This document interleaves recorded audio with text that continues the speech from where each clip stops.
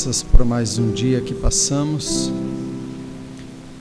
Pedimos perdão pelas nossas falhas, nossas negligências, aquilo que falamos, ó Pai, nossas atitudes, seja de qual maneira, Pai. São tantas as maneiras que podemos, quem sabe, ter entristecido ao Espírito Santo. Pedimos perdão nessa hora, Pai. E é porque cremos em Ti, ó Pai, que aqui estamos para ouvir a Tua palavra, o Teu conselho, Senhor, e a cada dia procurando Te servir melhor. A cada dia buscando subir um degrau mais alto e chegar mais perto de Ti. Que o Senhor possa, Pai, nessa noite, uma vez mais, falar em nossos corações, pois assim nós pedimos e esperamos em Ti, Pai, Te agradecemos em nome do Senhor Jesus Cristo. Amém. Boa noite, irmãos. Que Deus abençoe cada um. Vamos abrir nossas Bíblias em Mateus 4, 17.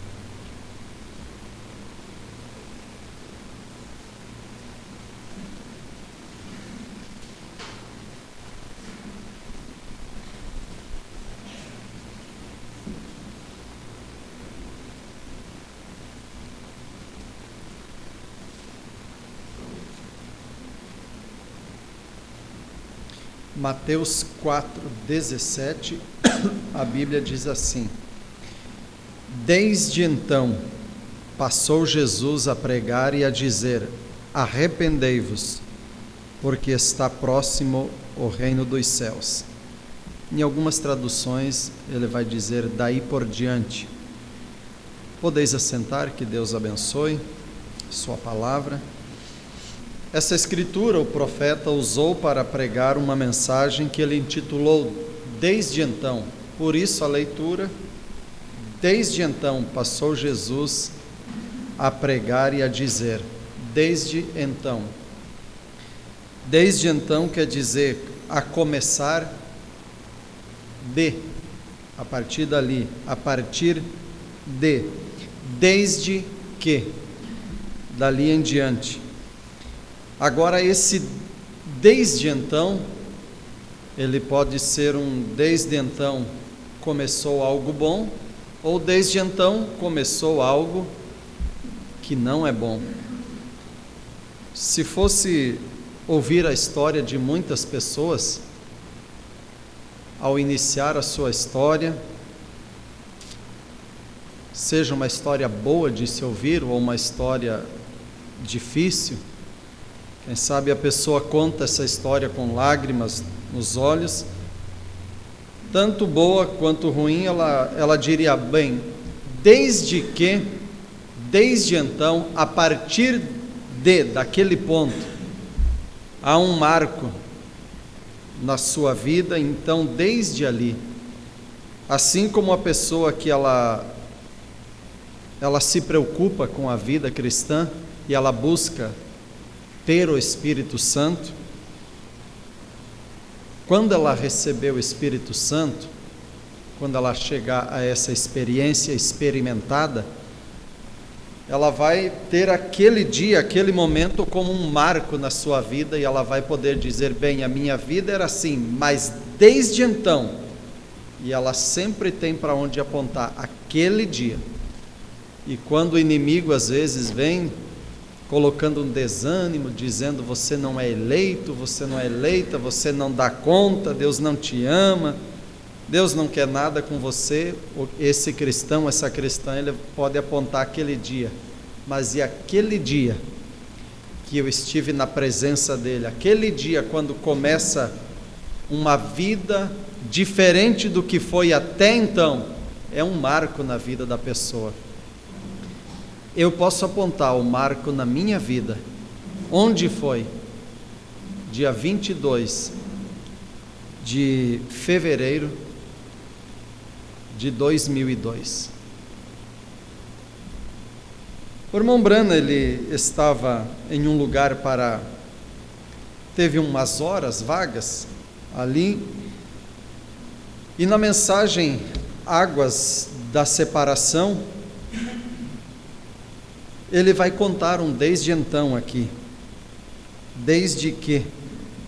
Parágrafo 16. Em Illinois, num certo museu aqui, algum tempo atrás eu estava passando por ali e observando.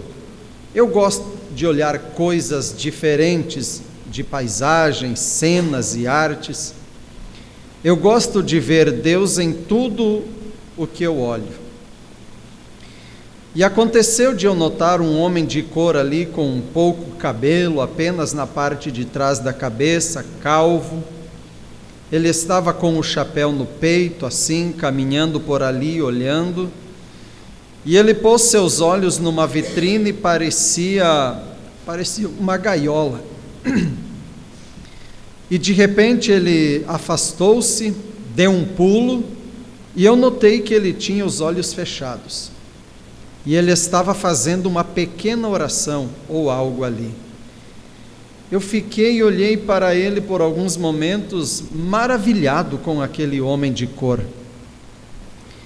Ele levantou a cabeça, ele disse: "Obrigado, Senhor." Ele olhou abaixo novamente, as lágrimas desciam pelo seu rosto. Eu pensei, eu desejaria saber o que o velho companheiro está olhando. Eu fui até onde ele estava e eu disse: "Boa noite, tio." Ele disse: "Como vai, Senhor?" Eu disse: "Eu quero lhe fazer uma pergunta." Eu disse: "Eu sou um ministro. O que o fez pular para trás e fazer a oração que você estava fazendo?" Ele disse: "Apenas olhe ali." E eu olhei abaixo ali, eu disse: "Eu não vejo outra coisa senão que uma vestimenta." Ele disse: "Vê aquela mancha ali?" Eu disse: "Sim, Senhor." Ele disse: "Há uma marca de um cinto de escravo em mim." Ele disse: "Aquele é o sangue de Abraham Lincoln. E o sangue daquele homem ali tirou o cinto de escravo de mim." Disse: "Isso não o deixaria um pouco entusiasmado também?" Desde então, aquele homem, ele podia apontar e dizer: "Desde então eu não uso mais aquele cinto de escravatura." Porque alguém se preocupou, alguém parou na brecha por essa situação e pagou um preço. Por isso há uma vestimenta e tem uma mancha de sangue. Eu levantei a mão e disse: "Deus, como eu te agradeço, se um homem de cor pode pular só em pensar no sangue de Abraham Lincoln, que tirou-lhe o cinto de escravo. O que deveriam os cristãos fazerem com o sangue de Jesus Cristo, que os tirou da escravidão e deu-lhes a liberdade? O que isso deveria ser? Oh, que coisa quando eu penso nisso!" Então Deus abrindo um caminho, sempre um caminho de escape. Então eu vejo lá atrás, aí ele vai mostrando, desde daquele tempo passado, ele vem mostrando que Deus ele tem um desde então, ele tem um caminho, uma via de escape. E se nós estamos aqui nessa noite é porque alguém pagou o preço também. Quem sabe se fôssemos no museu nessa noite e olhássemos a roupa, essa vestimenta de Abraham Lincoln, não iria mexer com o nosso sentimento. Seria algo como que histórico, um fato acontecido, mas não iria mexer com o nosso sentimento a esse ponto de chorar, de fazer uma oração, de agradecer a Deus, embora tivéssemos toda a consideração pelo fato acontecido. Mas o irmão Brana diz: "E quanto mais nós cristãos, estando diante desse grande acontecimento, quando eu e você éramos escravos do pecado, prisioneiros do pecado, havia contra nós uma nota promissória, uma cédula, e ali estava a dívida que era minha e tua. E era eu e você que deveria morrer, mas ele, um dia, ele desceu da glória. João, capítulo 1, verso 1, no princípio era a palavra estava com Deus e a palavra era Deus. Verso 14, a palavra se fez carne e habitou entre nós. E foi ao Calvário e pagou o preço, a dívida que era minha e tua, e pegou aquela nota promissória e rasgou ela. Não há mais dívida, o preço foi pago. Quanto mais então isso deveria mexer comigo e com você, com os cristãos. Ao lembrar, o irmão Brana diz: todo homem, toda mulher que um dia fizer uma viagem até o Calvário, uma viagem em espírito até o Calvário, jamais voltará dali a mesma pessoa. Algo acontecerá. Ela não voltará dali a mesma pessoa. Amém? Graças a Deus. Aí, o irmão Brana vai falar na mensagem, desde então, ele vai contar a história aqui de um homem.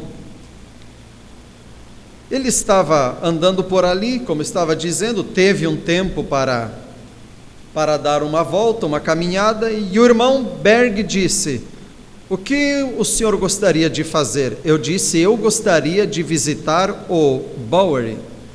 Ele disse: tudo bem, desceremos, eu tenho vários trabalhos missionários a fazer ali, descemos, e eu penso que isso seria uma boa coisa para qualquer humano, olha só, levar seu filho ao Bowery e permitir vê-lo. Quando eu comecei a ler isso aqui, eu pensei, deve ser algo lindo, algo bonito. O irmão Brana está recomendando alguém levar o filho, a filha, e mostrar aquilo. Eu penso que se você estiver alguma vez na França, leve sua filha, a Pigalle, deixe-a ver quão degradada a vida humana pode chegar.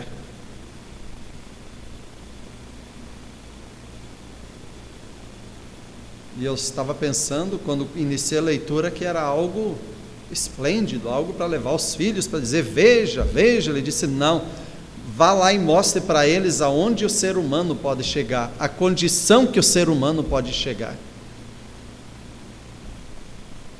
Então, quando eu desci ali, homens deitados, desamparados, moscas voando em suas faces devido ao vômito, viciados em narcóticos, alcoólatras, eu disse: irmão Berg, eu disse, talvez aqueles homens foram criados em lares que não se importavam com o que eles faziam, eles estavam apenas livres para correrem pelas ruas. Ele colocou sua mão em meu ombro e disse: você ficaria surpreso. Ele disse: bem, nesta missão aqui a qual estamos indo, tivemos 180 que morreram o ano passado. Foram mantidos fora das ruas, alimentados e assim por diante, e eles finalmente morreram. Não há esperança para eles fora de Cristo. E então aqueles que estão aqui, eles estão muito longe disso. Ele disse, aqui, esse homem aqui disse: eu o conheço, eu vi ele crescer. Eu fui até ele e eu disse: eu poderia falar com você, Senhor? Agora vai ter um desde então aqui, Ele disse: bem, pode ser que ele não seja capaz de falar. Eu simplesmente não posso dizer a condição em que o homem estava. Ele tinha chegado a um ponto que suas roupas da cintura para baixo estavam em terríveis condições, todo molhado. Ele estava apenas um terrível estado, com forte cheiro. Eu disse: eu poderia falar com você, Senhor? O irmão Berg o sacudiu, ele levantou, ele disse: eu sou irmão Berg. Bem, ele não sabia nada sobre irmão Berg, ele disse, ainda estava bêbado. E eu disse: eu gostaria de te fazer uma pergunta. Eu disse: em que tipo de lar você foi criado? Ele disse: você vai me dar dinheiro suficiente para comprar uma bebida? Eu disse: eu sou um ministro do Evangelho, eu não daria o dinheiro do Senhor para um homem beber. Eu disse: o dinheiro que eu tenho vem dos filhos de Deus, e isso é para ser gasto para o reino de Deus. Eu te direi o que eu farei. Eu te comprarei um sanduíche e eu te pago uma janta se você for comigo. Porém, apenas gostaria, como um ministro, de te perguntar algo. Ele disse: desculpe-me, reverendo. Eu disse: como você chegou a estar deste modo? Onde começou? Desde quando? Onde que começa o desde que? A partir de.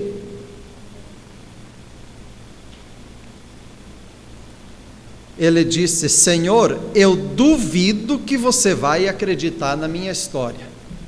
Bem, eu disse: eu te tenho como um homem de honra, eu crerei em sua história, conte-me, diga-me de seu coração. Ele disse: Senhor, ele disse, eu cresci em um lar cristão. E eu disse: e então caiu nisso? Ele disse: sim, Senhor. Eu tinha a mais amável família, 3 filhos, 2 garotos, uma garota, a esposa mais querida que já existiu. E grandes lágrimas começaram a correr através da sua barba grisalha. Ele disse: e eu era o presidente desse banco aqui em certa esquina. Eu disse: é mesmo? Ele disse: vá ao banco e pergunte a eles. Eu disse: bem, o que te levou a fazer isso? Ele disse: Senhor, reverendo Senhor, ele disse, numa noite eu cheguei em casa e ali estava uma carta escrita: querido John, colocada sobre a mesa. Minha esposa tinha me deixado. Ele disse: eu nunca tinha bebido, mas eu pensei, eu tenho que fazer algo, ou eu pegarei uma pistola e vou estourar meus miolos.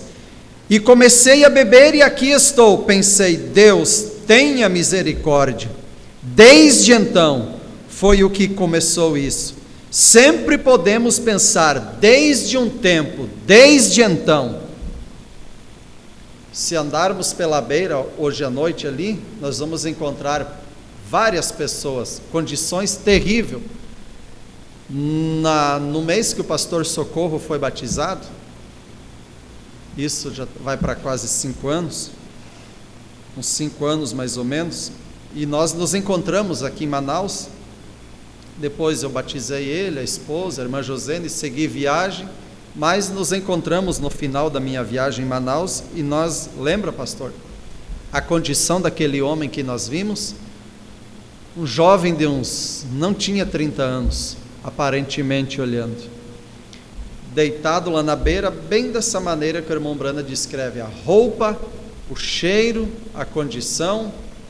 Alguém ficou ali chovendo, caído na chuva, e naquela condição, já não sabendo quem é quem, para onde vai, não conseguindo levantar, não conseguindo andar, todo sujo, fedido. Alguém trouxe ali um munguzá, um mingau ali para ele. Ele tentou tomar, não conseguia tomar direito. Aí alguém veio ali, um homem pegou e tirou a camisa e vestiu nele, tentava puxar ele fora da chuva, fora da sarjeta onde corria água, mas ele tentava se mexer e caía de volta ali. Uma pessoa assim, às vezes é fácil dar as costas, virar o rosto e dizer: bem, olha que tipo de gente. Mas se fizesse o que o irmão Brana fez, chegar do lado dele e dizer: posso te fazer uma pergunta? Como tudo isso começou? Desde que? Desde quando?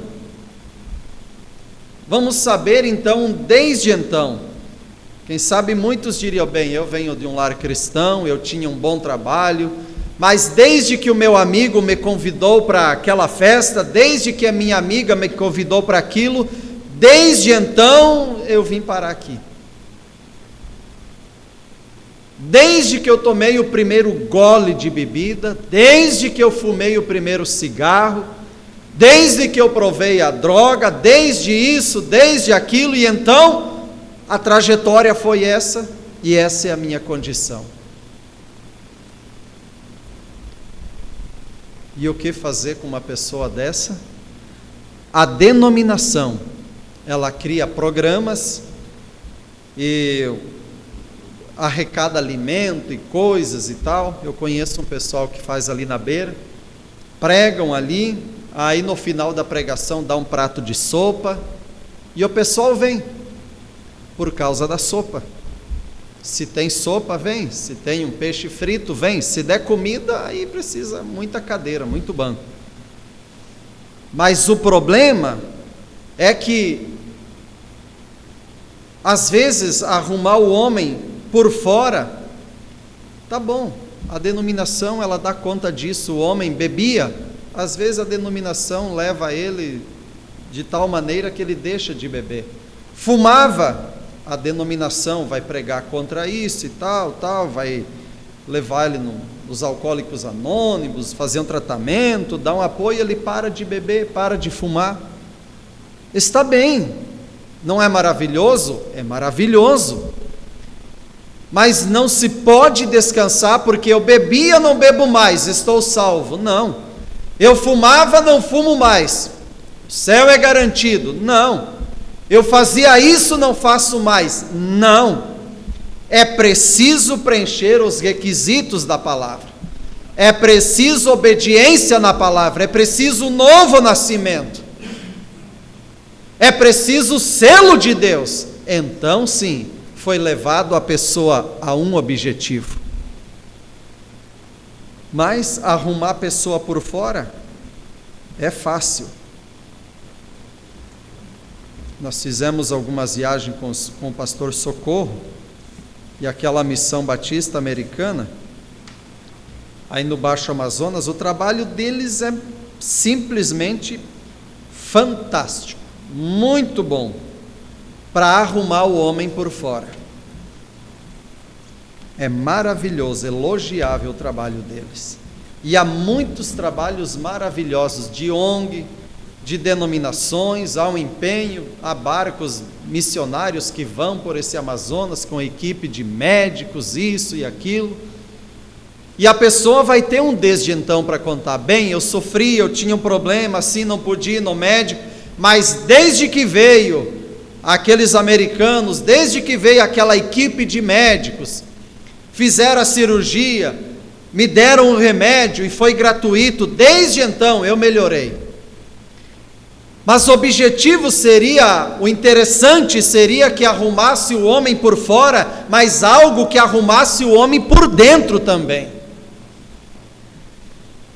Eu perguntei a um irmão ali em Chapecó, o ano passado ali, eu soube que ele não esteve bem de saúde, um dia encontrei com ele na igreja ali, eu perguntei, como é que está, meu irmão? Ele disse, a casca de fora aqui, olhando assim, está bem. Não preciso dizer mais nada, eu já entendi, o problema é como está lá dentro. Ele só disse assim, ó, a casca, se olhar a casca, tá, parece intacta, quer dizer, não está bem ainda, lá dentro, tem problema. E conta-se a história de um homem que ele era um pregador, um pastor, e veio no escritório dele e começou a buscar algo, ler alguma coisa e buscar e fazer anotações para o sermão à noite. Quando ele estava fazendo uma anotação, o menininho vinha, pai, e aquela bicicleta lá, o senhor vai comprar ou não? Filho, depois o pai vê, deixa o pai buscar o sermão aqui, vai brincar ali. Aí ele começava a ler, anotar, e ele, pai, nós vamos lá no titio domingo? Filho, o pai vai pregar à noite, eu preciso fazer o esboço aqui, as anotações, vai brincar, meu filho. Ele começava a ler e anotar, ele, pai, e será que não vai chover domingo? Será que dá para ir lá? Filho, pega um dinheirinho aqui, ó, vai comprar um din-din aí, um picolé, um sorvete, deixa o papai aqui. Aí ele foi lá, 5 minutos, estava ali, papai, estava bom o picolé. Ele falou, meu filho, faz o seguinte, ele não olhou para um lado, olhou para outro, eu vou ter que achar alguma coisa que prenda ele agora, que ele fique, me dê pelo menos 1 hora de tempo aqui. Aí ele achou o mapa mundi, pegou, rasgou todo ele, daqui para lá, de lá para cá, rasgou ele, e pegou e colocou e disse: filho, arruma isso para o papai. Se consegue arrumar ele certinho, o pessoal falou: ah, que beleza, agora sim. Arregaçou a manga da camisa. Aí o pastor pensou: até que enfim. Agora ele vai colocar o Japão num canto do Brasil, vai colocar a França aí junto com o Amazonas, e agora eu vou conseguir tirar meu sermão. Aí ele foi lá, sentou, espalhou tudo aquilo na frente dele, começou a montar, e ele voltou à leitura. Quando começou a fazer a primeira anotação, ele: papai, pode olhar o mapa. Ele disse: não é possível uma coisa, não é possível. Ele falou: filho, eu pedi para você montar o mapa todo, o mapa inteiro, deixar como ele era. Ele falou: tá pronto, papai, pode olhar, pode conferir. Aí ele veio, olhou, começou a olhar tudo certinho, tudo encaixadinho, tudo certinho.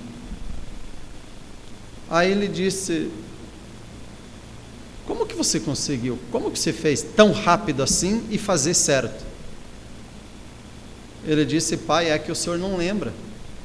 Quando o senhor comprou esse mapa e trouxe para casa, ele ficou em cima do sofá, da mesa, por uns dias, e eu estive olhando esse mapa antes do senhor colar na parede. E o senhor não lembra que atrás tinha o desenho de um homem em pé atrás do mapa. E eu não fui pela parte da frente, eu fui onde era mais fácil. Eu sabia que consertando o homem, o mundo estava certinho no lugar dele. Ele falou: obrigado, meu filho, está aqui o tema para a minha pregação. Se consertar o homem, o mundo fica certinho, fica no lugar dele. É que o homem precisa ser consertado, mas não por fora, é arrumar o homem por dentro, para que ele tenha um testemunho de dizer: desde então, desde aquele dia que eu ouvi essa mensagem a primeira vez, desde o dia que eu ouvi essa palavra da maneira que ela é, porque aquilo que eu ouvia era diz de uma maneira, diz de outra maneira, o que precisa aqui não precisa ali, mas desde que eu ouvi a Bíblia ser pregada como ela é, algo mudou lá dentro de mim. E quando muda o homem lá dentro, a mudança de dentro para fora, começa a se ver depois o resultado dessa mudança, já no exterior, porque uma obra interior aconteceu e aquele que começou a obra, ele ainda está aperfeiçoando, e ele aperfeiçoará. Amém? Então o homem hoje, os governos, eles criam projetos e planos e isso e aquilo para consertar o mundo, para arrumar o mundo. Não, tem que arrumar o homem primeiro. É o homem que está fora do lugar. E cria-se um projeto para isso e para aquilo, não, a coisa está dentro, é do homem, a coisa está lá no coração, está na mente do homem.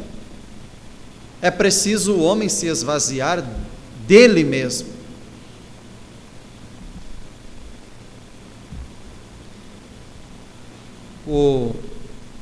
Um cantor famoso, um tempo atrás, ele fez um grande sucesso a nível mundial, gravou e tal, e de repente, quando estava no auge do sucesso, sumiu, não se ouvia mais dele, não gravava mais, não aparecia em televisão, nos programas, um nome esquecido.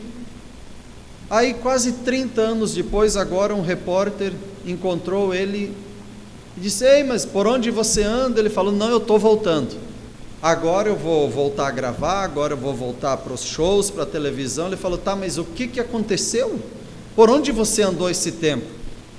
Ele disse: chegou a um ponto, o sucesso, na minha cabeça, na minha mente, chegou a um ponto que eu mesmo não tinha domínio de mim, eu não tinha mais controle de mim, porque eu fiquei tão inchado, tão cheio de mim mesmo, que nem eu não me suportava mais. Então eu tomei uma decisão: só vou voltar quando eu me esvaziar dessa coisa ruim que está dentro de mim. Passou-se o tempo, eu não vi que era tempo de voltar. Agora que eu creio que cheguei a um ponto de ser um homem humilde, agora eu tenho controle sobre mim, agora eu creio que eu posso voltar. Então você veja, chega ao ponto de um homem, um ímpio, ele ter essa consciência, essa noção que nem eu não me entendo mais, nem eu tenho o meu controle, nem eu fiquei tão inchado, tão cheio de mim. E às vezes é assim, o mundo, como vai consertar o mundo? Você põe uma lei aí, vamos preservar o Amazonas e tal, e anda por aí, você vê as queimadas e motosserra e isso e aquilo. Por quê? É simplesmente uma lei por aí que funciona em algum canto, mas está lá dentro do homem. O homem não tem aquela conscientização de que é melhor uma árvore do que um boi comendo capim ali onde um dia foi uma árvore. Ele não tem essa consciência, então não tem como fazer a coisa brecar, parar, porque está dentro do homem destruir, se autodestruir. E a Bíblia diz que a natureza está gemendo para voltar ao seu estado original. Agora, quem fez isso? O homem. As águas envenenadas, os rios poluídos, quem fez isso? Os animais, o homem. Eu lendo uma mensagem, eu vi que o irmão Brana, eu andando aqui, inclusive vi hoje, aqui em Manaus, hoje eu ainda vi isso, presenciei. Aí não é de se admirar de andar nesses igarapé, por aqui, principalmente indo para o São Raimundo. Eu creio que é São Raimundo, estou começando a conhecer Manaus, eu acho que São Raimundo é para cá, né? É aqui. Ver tanto lixo, tanta coisa boiando naqueles igarapé. Quem é que joga? São os tucunaré, os tambaqui que joga aquilo? O homem. E hoje eu ainda vi, o pessoal vai andando, tomando alguma coisa dentro do carro, de repente baixa o vidro e joga no meio do asfalto. Eu vi hoje ainda. E no decorrer dessa semana eu já vi várias vezes isso. Semana passada, não, cheguei segunda. Não cheguei, já estou perdido nos dias. Sei que eu vi, nesses dias que eu estou aqui, já vi várias vezes. O pessoal vai tomando alguma coisa, secou, terminou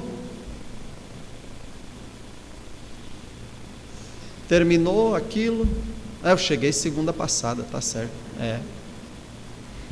Então já estou uma semana e pouco aqui. O pessoal, ao invés de carregar uma sacolinha de lixo, põe ali, pega, guarda, põe em algum lugar e dali para algum lugar. É mais fácil, baixa o vidro, joga, sai rolando pelo meio do asfalto, aí vai para a beira, aí dá um chuvão igual aquela de ontem, carrega, os igarapé estão cheios. Aí eu pergunto, adianta colocar no jornal ali, vamos cuidar? Não. Uma propaganda na televisão, vamos cuidar do nosso lixo, vamos reciclar. Reciclar é vida, reciclar é preservar e não sei o quê. É só um slogan bonito. Por quê? Se tiver um que não joga, tem 10 que joga. Está lá dentro da pessoa isso. A mesma coisa é as coisas de Deus. Para cada um que é zeloso pela palavra, quantos tem que está nem aí? De qualquer maneira está bom. Eu estava vendo hoje ali na beira, quanto barco estranho, diferente, de longe, de fora, que estão ali enfeitados e lotado de gente, todo para Parintins. Agora, se cada um de nós tivesse passado o dia inteiro entregando um folhetinho e convidando para um culto lá na beira mesmo hoje à noite, olha, eu ficaria surpreso se 10 viessem, 10 pessoas parassem para ouvir essa mensagem, porque eles não têm tempo, eles estão já entrando no clima da festa do boi. Aqui já começa aqui o pancadão, a toada começa aqui. e já vai a música, já vai a toada, já vão dançando e bebendo e farreando, e lá é só festa, e alegria e diversão. Então o povo não quer, mas o que me alegra, irmãos, eu olhando aquilo hoje e pensando, realmente, é o que está lá dentro das pessoas. Tanto movimento, aumenta o movimento de aeroporto, do porto, de condução daqui a Itacoatiara, de todas as maneiras, a coisa parece que gira mais, o dinheiro aparece não sei da onde, para combustível, para passagem, para isso, para aquilo. Mas se alguns soubessem que talvez seja a última festa do boi deles, quem sabe eles não iriam. Quem sabe eles sairiam em desespero por essa rua, dizendo, onde tem um pregador pregando nessa noite, eu quero acertar minha vida com Deus.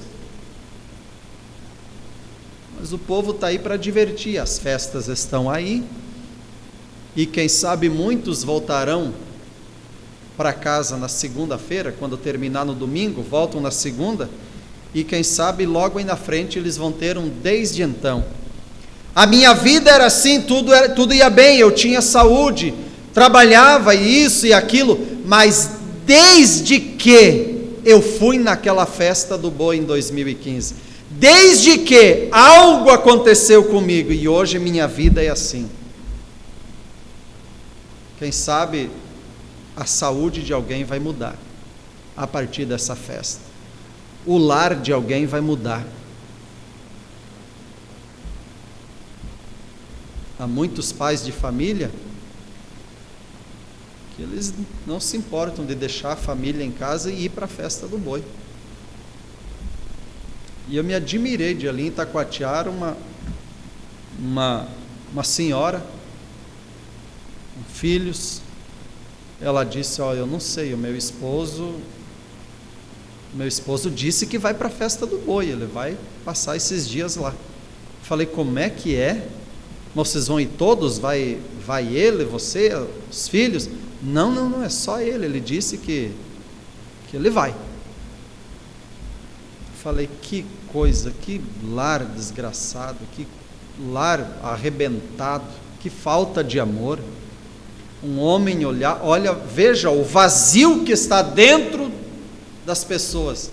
Um homem olhar para a esposa, para os filhos e dizer, você fica que eu vou para a festa. Como há muitas mães de família também que farão a mesma coisa. Mas quando você chama para ouvir a palavra, eles teriam desde então, desde que eu fui naquele culto, desde que alguém me entregou aquele folheto na rua, naquela esquina, ali eu encontrei com a palavra, desde então minha vida foi mudada.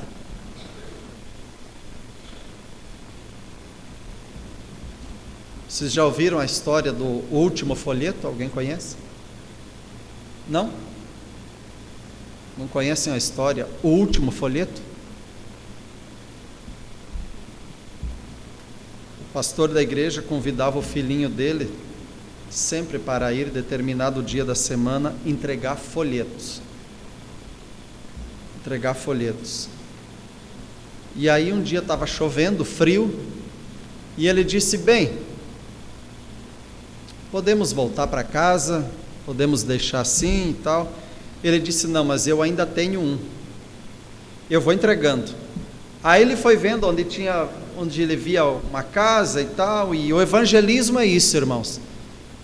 Você está na rua, passa 100 pessoas por você, você não sabe para quem entregar, porque você nunca terá material para todo o povo que você vai encontrar.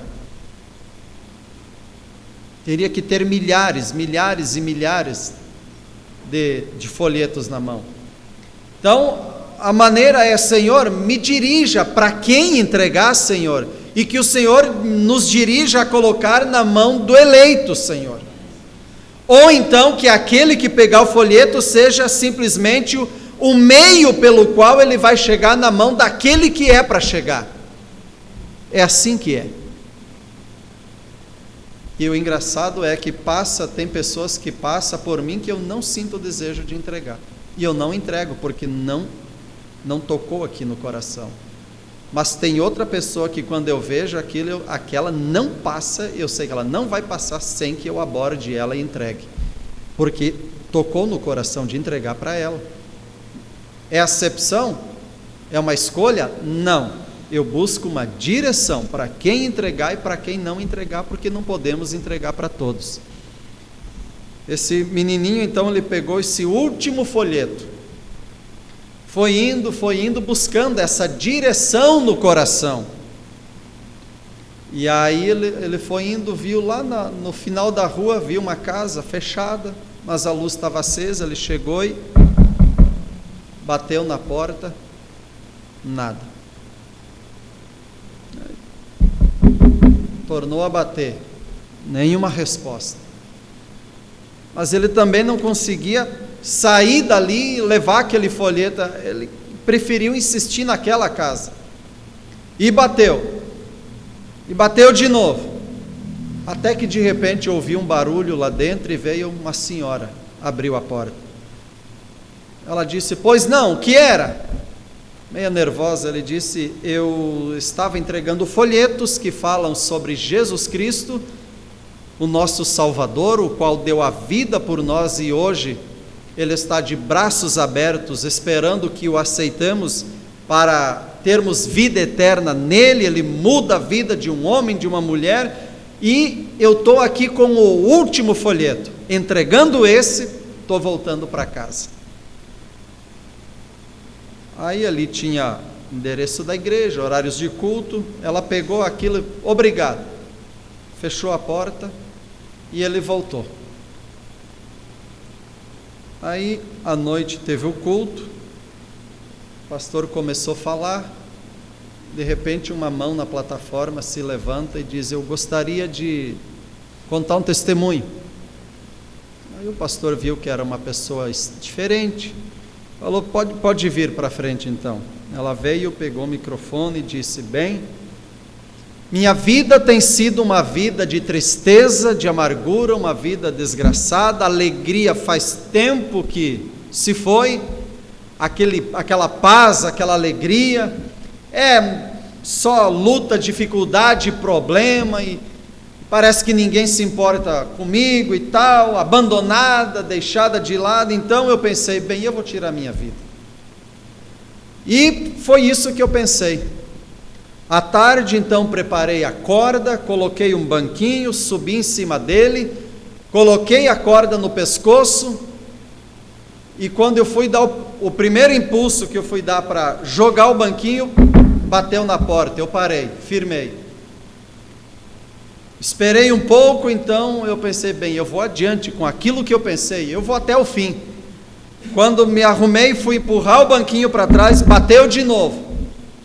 E aquilo me tirava a atenção, me desconcentrava. Aí eu voltei, me arrumei de novo e pensei: não, deixa, não me interessa quem é, agora é para valer. Quando eu fui empurrar o banquinho, aí bateu com mais insistência. Aí eu pensei: bem, deixa isso para depois, eu vou ver o que é, o que tem lá fora. E então era um garotinho, e eu reconheço, ele está sentado, é esse pequeno garoto, me entregou o folheto.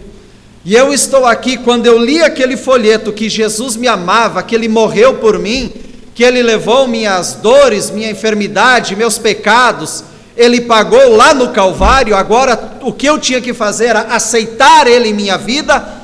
Eu lendo aquilo, eu comecei a chorar. Eu já aceitei lá em casa, mas eu vim aqui para fazer aqui a minha confissão. Eu creio em Jesus Cristo, eu aceito, e eu quero ser batizado. Então ali estava o último folheto. Talvez alguém pense: bem, mas entregar folheto não é um trabalho muito... Veja lá,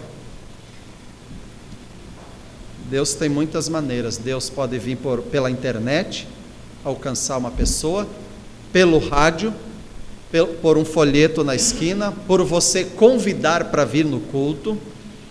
Deus tem muitas maneiras. A verdade é que Ele precisa de mim e de você para poder fazer tal coisa, porque Ele mesmo não vai descer, entregar folheto, pregar no rádio, convidar para o culto, nos hospitais. Não, Ele mesmo não.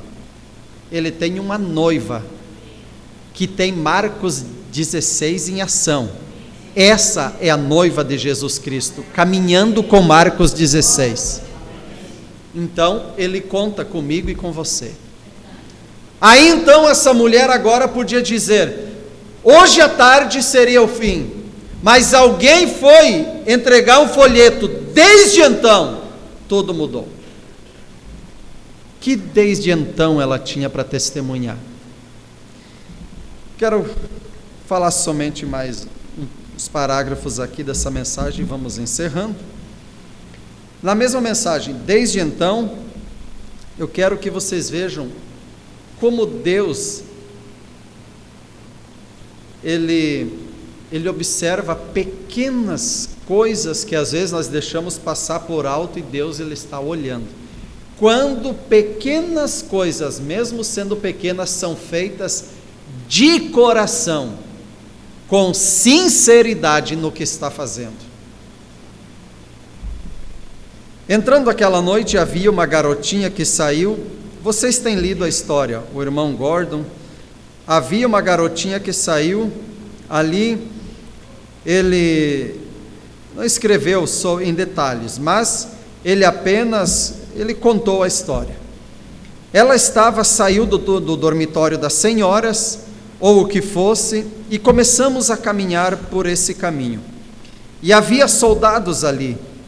E aquela garotinha, quando ela saiu, ela tinha uma perna que era um tanto assim mais curta do que a outra. E aí o irmão Branda vai mostrar o tanto que a perna era mais curta que a outra. O irmão Branda estava entrando por baixo para subir uma escada para o púlpito, só com 2 soldados cuidando dele, e não tinha intérprete. Eles iriam se encontrar lá em cima. Então, ela tinha um grande cinto ao redor dela, um suporte que descia, e dessa forma, e ela tinha 2 muletas, e ela tinha uma correia amarrada no dedo do seu pé, que vinha sobre o seu ombro, e era presa atrás das costas no cinto. Que condição dessa garotinha, né? E quando ela começava a caminhar, ela tinha que forçar o suporte, forçar as muletas, então inclinar um pouquinho o seu ombro, e aquela perna subia e ficava assim. Então ela dava um passo, e então ela me viu. E nós tínhamos advertido eles, vocês sabem, eu gosto de crianças. E eu estive nas ruas com um pouco daquele dinheiro finlandês, e comprei uma grande quantidade daquele doce, você sabe, algumas balinhas ali. E irmão, eu apenas dei às crianças, eu fiz uma fila de crianças se formar de 2 quarteirões de distância, que me seguiam em todos os lugares, porque eu amo crianças. Será que se viesse uns 10 curumim atrás de mim e de você pela rua te seguindo aí, você teria paciência?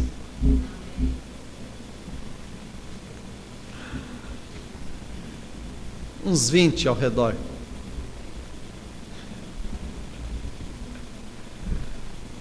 Ei, menino, deixa de coisa.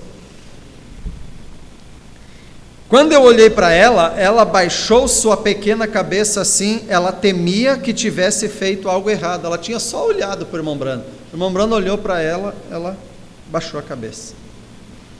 Eu olhei para aquela criança e continuei andando, e algo disse: fale com aquela criança, ela quer falar com você.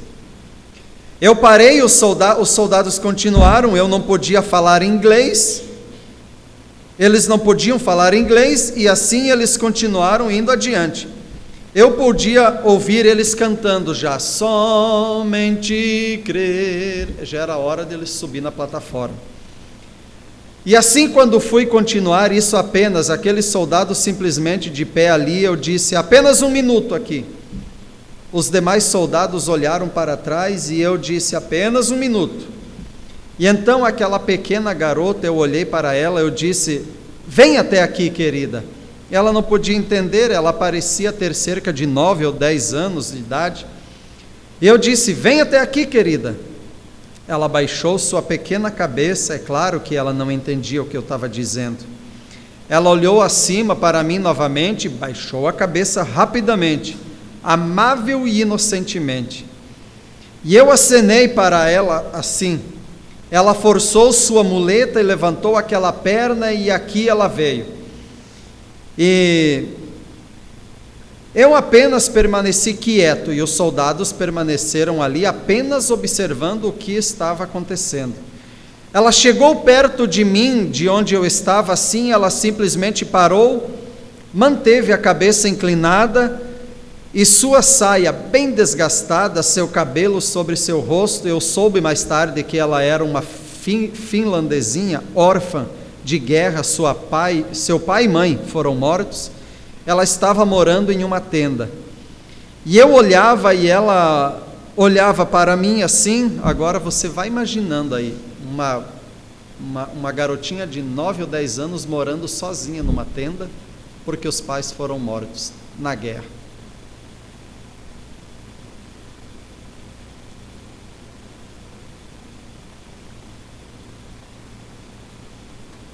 Eu estava olhando assim, ela olhou para mim, grandes lágrimas começaram a correr dos seus olhinhos, correr em sua face assim. Ela se aproximou, segurou o meu casaco e deu um beijo no bolso do meu casaco. E ela puxou sua saia assim, sua saiazinha bem desgastada, e ela disse, "Kitos", que significa obrigado. Meu coração estava prestes a sair pela boca. Você sabe como você se sente assim. Aquela pequena criança, eu olhei para esse lado e eu a vi sem aparelhos e muletas, apenas louvando a Deus. Aleluias. O irmão Branham agora olhou para um lado e viu uma visão dela, curada.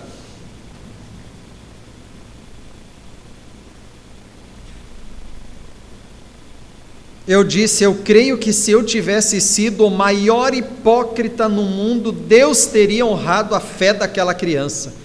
Ele certamente honrará, ele teria honrado. Eu disse, querida, eu vou. Como posso te dizer? Eu disse, você está curada, querida. Deus tem te feito sã. Jesus, ela disse, Jesus, Kitos, que é obrigado, Jesus. Eu disse, bem, eu não sabia outras palavras, então eu disse, te cure, Kitos, que Jesus te cure.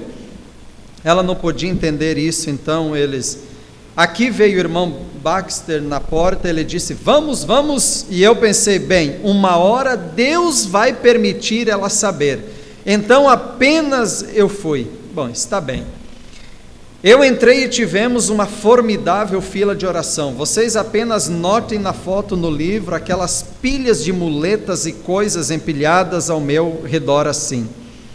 O que aconteceu naquela noite? Tivemos cerca de 8 ou 10 pessoas que vieram à plataforma, e havia como que uma senhora da Lapônia sentada lá atrás com um bebê estrábico. E ela o tinha colocado no chão, o Espírito Santo se moveu ao redor, eu não pude chegar até ela. Eu pensei, Senhor, eu não poderia dizer esse nome, permita-me soletrar? E eu comecei a soletrar, e disse a ela quem ela era, e tudo sobre ela dessa forma, e o que estava de errado com o bebê. Pegue ele, olhe para ele, isso disse soletrando agora. Ela era como ela entendeu isso, como ela entendeu eu não sei, apenas agarrou o bebê e olhou para ele, e seus olhos estavam tão direitos quanto podiam estar. Se tem tradução, se não tem tradução, irmãos, quando Deus entra em cena, a obra de Deus será concluída. Aleluias, não há dificuldade nenhuma. Glórias a Deus.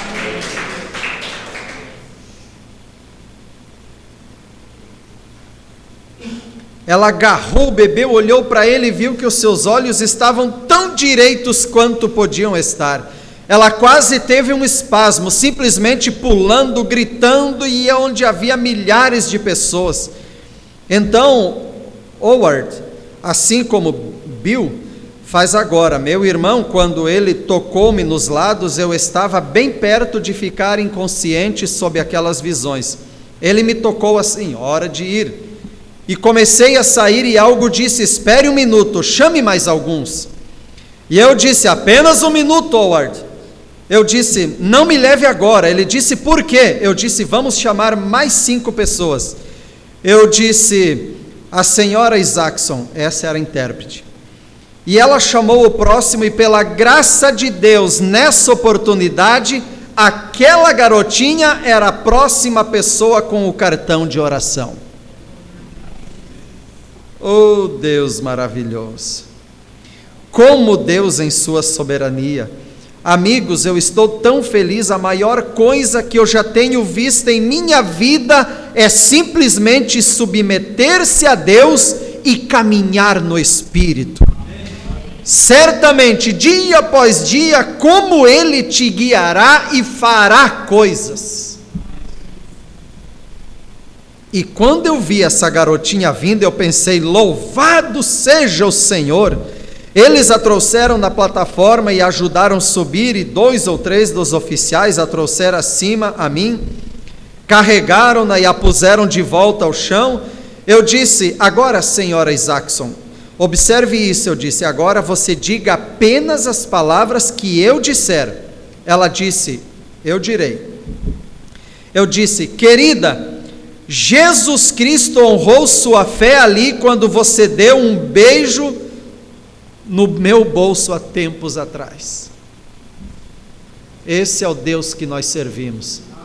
Às vezes, para mover o nosso coração, tem que ser grandes coisas. Deus está num pequeno ato onde há sinceridade, onde é feito com sentimento. Querida, Deus honrou a tua fé, aquele ato de momentos atrás, aquele beijo que você deu no meu paletó. Deus honrou aquilo. Aquilo agradou a Deus.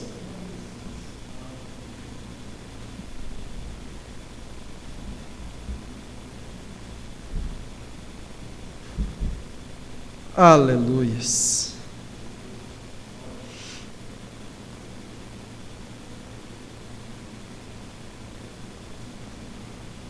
Você estava dando respeito pelas coisas que você pensa que são de Deus. Eu disse: Deus tem te curado.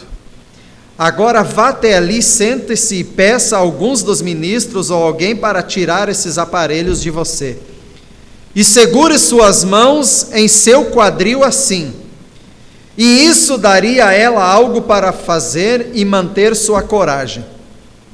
Tirar os aparelhos e ficar firme.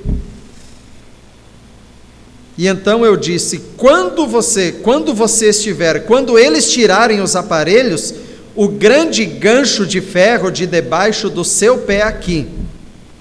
Quando eles removerem isso, deixe sua mão descer até onde você pensa que o aparelho está, na sua perna mais curta. E então eu disse: tragam a próxima pessoa agora. Eles trouxeram a próxima pessoa, e o ministro a levou ali, a senhora Isaacson cuidou disso, e eles a levaram e começaram a desatar as coisas. Então a primeira coisa você sabe, eu a ouvi gritar, aqui ela veio através da plataforma com ambas as pernas tão normais quanto podia estar.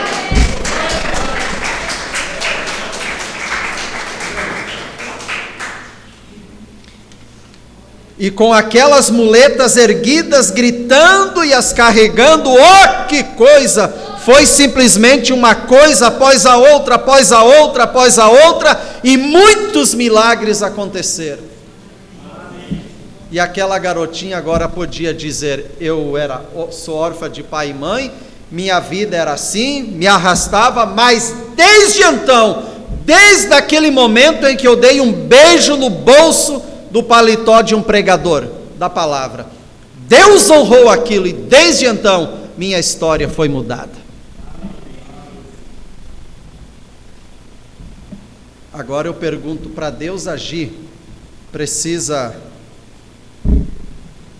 saber muito a respeito da mensagem, para ver Deus ensina? Para ver Deus se mover, o que é que nós precisamos?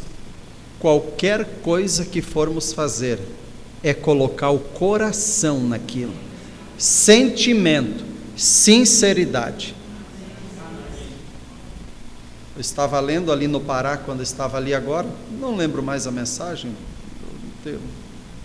não sei dizer o título dela, mas eu li o irmão Brana dizendo assim: se um pregador, um pastor, um ministro, alguém que cuida de ovelhas, diz ser um pregador, se ele não tiver sentimento pelas almas, é melhor deixar elas quietas, nem mexa com elas.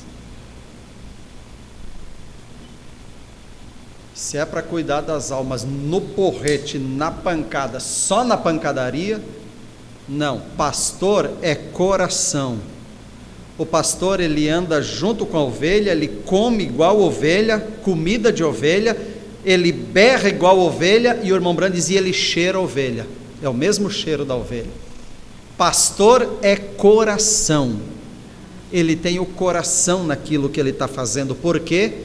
Porque as almas, elas não são de serragem.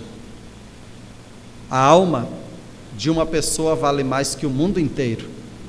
Por isso deve-se ter cuidado com as almas, zelo com as almas, sentimento pelas almas e sinceridade naquilo que se está fazendo. E é isso que move o coração de Deus. E é aí onde essa engrenagem começa a se mover, com sentimento, com sinceridade. E aí então nós vamos ver pessoas dizer, desde então, minha vida foi mudada. Amém? Eu creio que aqui todos já têm um desde então, né? Creio que todos aqui, se fosse chamar de um por um, irmão, venha dizer aqui, irmã, venha dizer. Você, quem sabe, começaria a catar as primeiras palavras, tal. Eu não tenho medo do microfone, não tenho o costume de falar, eu fico nervosa, mas quando você vai encaixando as palavras, quando você pegar a linha daquilo que você quer dizer, eu creio que você diria, bem, a minha vida era assim, minha vida era de tal maneira, e acontecia assim, e eu fazia isso e aquilo, mas desde então,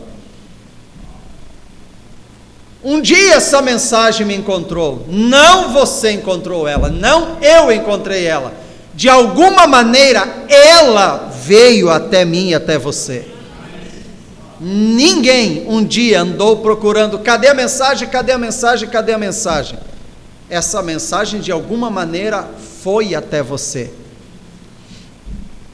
Alguém esqueceu na gaveta, você achou, alguém deixou no carro, você leu, alguém pegou e não deu atenção, mas você deu atenção para ela, mas foi a maneira de Deus e Ele te encontrou.